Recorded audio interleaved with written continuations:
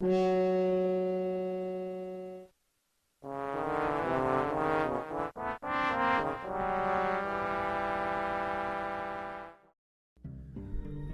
Evil 1 is the scariest game you've ever seen, smelled, or heard of in your entire worthless life. If you think that you've ever seen anything as scary or as spooky, then you're, first of all, lying, and second of all, an idiot. And third of all, you're a baby, because there's nothing scarier or spooky or even approaching the same vicinity of spookiness or scariness in which Resident Evil 1 resides. Resident Evil 1 is the resident of evil. That's why it's called that. It is the sole resident of the genre scary, spooky bullshit. That's what Resident Evil 1 is all about. I'm sorry, I have AIDS. It's not a big deal. This is not what this is about. This is about Resident Evil 1. We're not going to focus on my AIDS today. We're going to focus on how good the game is. Now, Resident Evil 1 is primarily known today and remembered for two things. One, tank controls, and two, silly, funny, corny dialogue, where people said, oh, I was almost a Jill sandwich, or you're the master of unlocking. And yeah, we've all heard that old trash before. Everybody makes fun of the fucking dialogue, but most of the people now who remember it for that shit are people who were too gosh dang darn young to even have played the game. Because if they had played the game when they were real kids, like I played the game when I was a real kid, they would have pooped their pants for real, just like I pooped my pants, and I pooped my pants many a times in Resident Evil 1. That's how I know it's scary. That's how I remember it for the right reasons, not for the phony bullshit, dumb reasons that everyone memes about. Oh, the dialogue and the tank controls. No, that's all bullshit. I remember it for what it really, truly was, and that is a scary, scary game that made me poop my pants and made me pee my pants, too.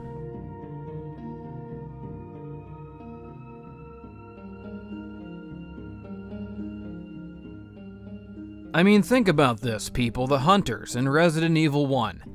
They're basically frogs, if frogs were also gorillas. Did you just poop your pants a little? You goddamn better have pooped your pants a little, because that's poop your pants worthy right there. That'll make anyone.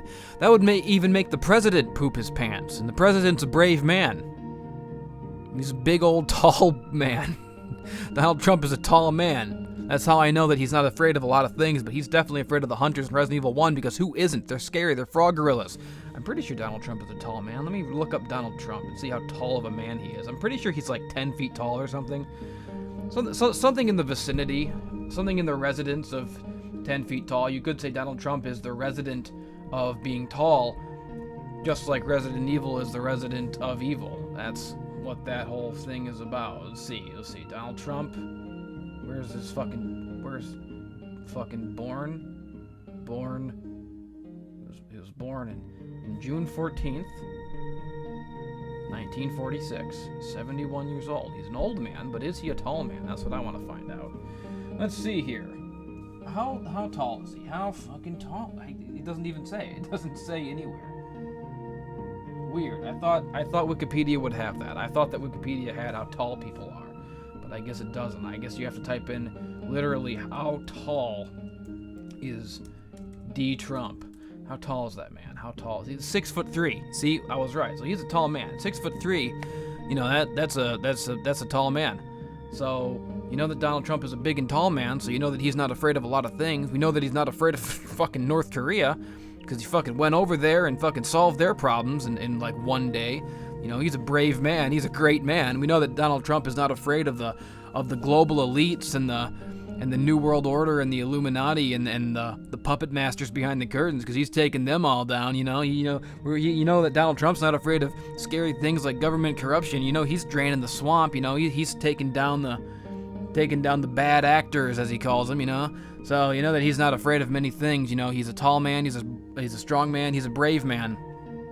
And he is the president, and we all worship him as we should.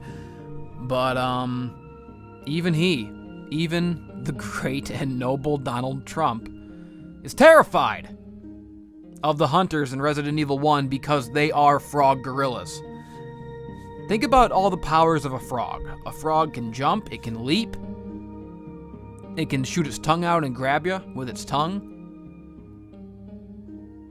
and it can croak and ribbit and fucking make cool sounds. You can swim really fast. You can't escape it in a boat because frogs can swim really fast. Swim fast, they leap, they got tongues.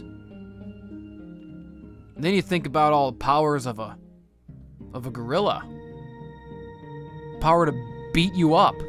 That's the only real power that a gorilla has. The power to beat up anyone and smash you and punch you in the face and break your spine in half like Bane and walk around and look all stupid with his big fat gut. Gorillas are disgusting. They look stupid as hell, but they're deceptively stupid looking because if you get up close to them, they're actually quite scary. They got big teeth and they'll rip your face off and they'll beat you to shit and you'll die.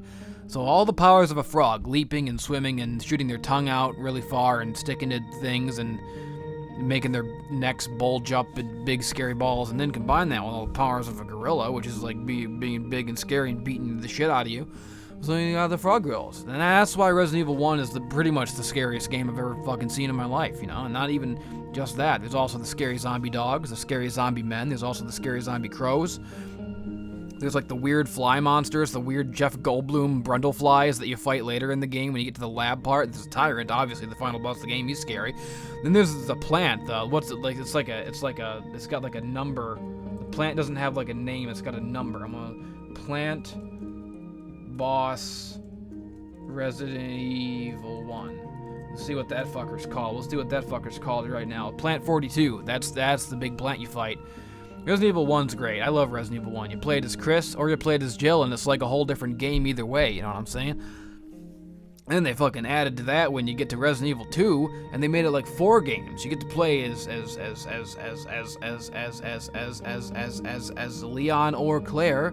So that's 2 games, but then you've also got the B scenario, so that's like 4 separate campaigns. Plus the hunk mission, and plus the tofu mission. And you better believe, you bet your ass, you bet your bottom dollar, that when I was a young boy, when I was a strapping young lad, I beat every single one of those campaigns multiple times. I'm the master of Resident Evil. Get fucking S rank on everything. So that's why Resident Evil is the scariest thing you've ever fucking seen, and Resident Evil 1 is the scariest thing you've ever fucking seen too. And you know what else? It's just great. I love the mansion. I love the whole game. I love the whole layout of the map. I love all the puzzles. I love the... Resident Evil 1 is one of the few games where I tolerate and even like the puzzles because I just am so nostalgic for the game itself, and you know... And then you know, a couple of years later, even they made the remake on the GameCube, and people fucking love the remake, even though it's still got the tank controls. Everybody wants to complain and whine about the tank controls when it comes to the old games, if it ages them so badly, but nobody complains about the tank controls in the remake for some reason. It's the same controls. They just like the remake better because that's shinier, prettier graphics. So fucking suck it. Shove it up your ass, bitch. That's what I say to those guys. But, you know, the remake is really great too. Some people say the remake is objectively better. I don't know if it's objectively better. I mean, it's certainly, you know, a remake. It's shiny and beautiful and, like, a lot scarier. Even scarier because they fucking added Lisa Trevor, the scariest fucking shit I've ever seen. I don't even want to talk about her. She gave me night terrors and fucking... For 100 years of my life, I had night terrors about that scary bitch. So you don't even want to know about Lisa Trevor. You don't even want to talk about it.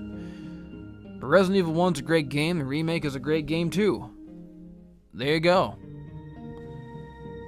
Boy, I sure do want to fuck Princess Peach.